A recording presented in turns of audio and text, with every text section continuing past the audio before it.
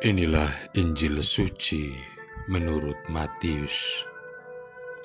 Sekali peristiwa, ketika melihat banyak orang yang datang, Yesus mendaki lereng sebuah bukit. Setelah ia duduk, datanglah murid-muridnya.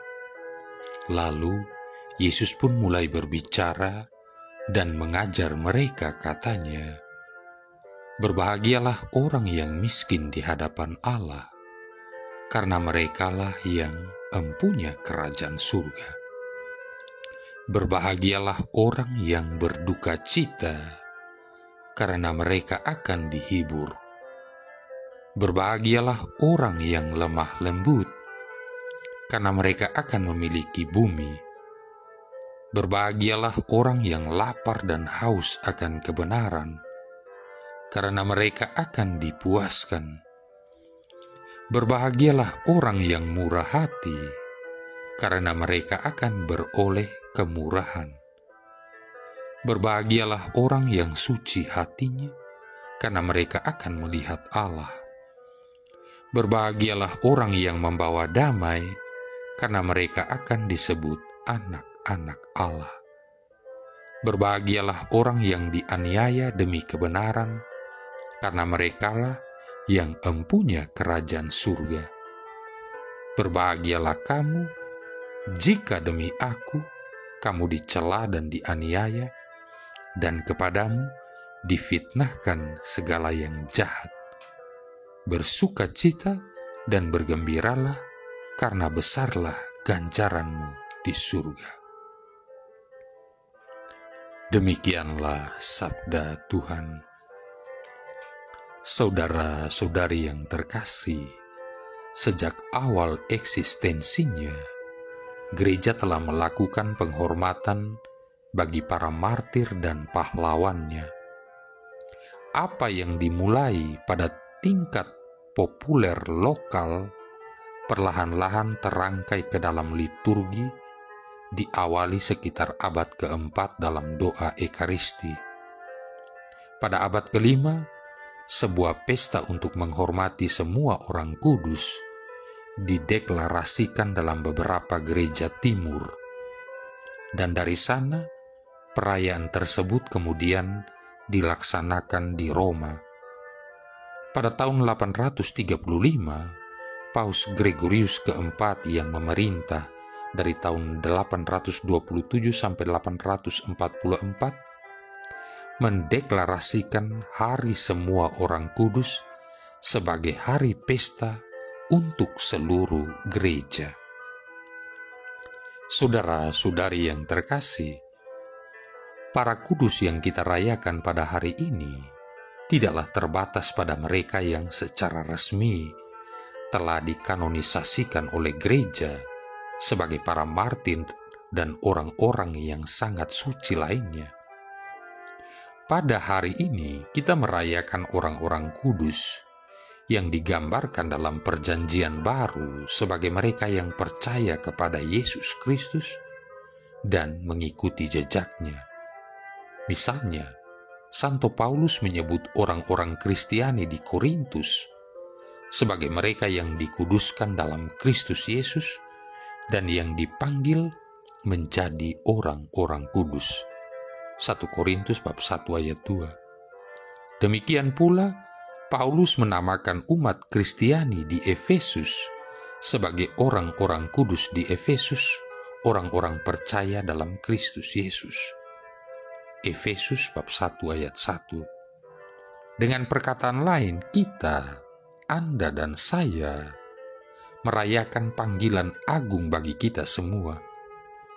Kita semua sesungguhnya diundang olehnya untuk menjadi salah seorang dari 144.000 orang yang disebut dalam kitab Wahyu bab 7 ayat 4. Jangan salah, angka 144.000 ini adalah lambang kepenuhan dari semua orang yang dikumpulkan ke dalam kerajaan Allah. Jadi, bukan angka untuk membatasi. Saudara-saudari yang terkasih, Dalam sejarahnya yang sudah 2000 tahun lamanya, gereja telah menunjukkan bukti-bukti adanya begitu banyak umatnya yang hidup dalam kasih sejati, sebagai pelayan sesama, sebagai pendoa, dan sebagainya. Orang-orang yang tak terbilang banyaknya itu bisa saja seorang Santo Fransiskus dari Assisi, seorang Santa Clara dari Assisi, seorang Antonius dari Padua, seorang Ignatius dari Loyola, seorang Petrus Canisius, seorang Santa Teresia dari Kanak-kanak Yesus, seorang Santa Teresa dari Kalkuta, dan seterusnya. Namun, bisa juga seorang perempuan tua, warga lingkungan basis kita, yang selalu mendoakan orang-orang lain selama berjam-jam setiap harinya sebagai seorang anggota Legio Maria. Bisa juga dia adalah seorang katekis tanpa ijazah akademis yang resmi, yang bekerja tanpa bayaran dan tentunya tanpa pamrih, serta penuh pengabdian mendidik para katekumen di parokinya. Bisa juga dia adalah seorang biarawan atau biarawati dari sebuah kongregasi religius yang relatif kecil, yang memberikan diri sepenuhnya bagi orang-orang kecil. Terlalu banyak contohnya untuk disebutkan satu persatu. Saudara-saudari yang terkasih, pada khotbah di bukit, Yesus mengajarkan berbagai cara atau jalan untuk menuju kekudusan, yaitu menaruh kepercayaan penuh kepada Allah, memiliki kelemah lembutan, memiliki rasa lapar dan haus akan kehendak Allah, berbelas kasihan, memiliki hati yang suci, dan membawa damai. Kita dapat mengalami kehidupan surgawi di atas bumi ini, sementara kita mengikuti jejak Yesus Kristus dari hari ke hari.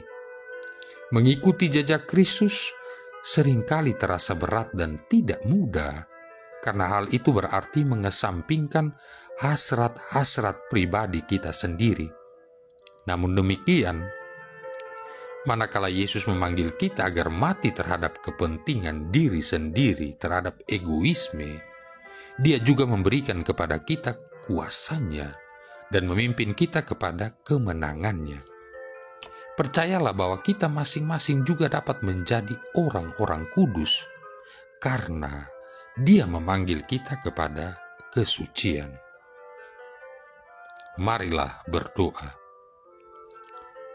Allah Bapa Maha Kuasa dan Kekal, dalam perayaan kali ini kami kenangkan semua orang kudus yang mengimani Engkau dan mempercayakan dirinya kepada belas dan cinta kasih-Mu, entah mereka terkenal entah tidak.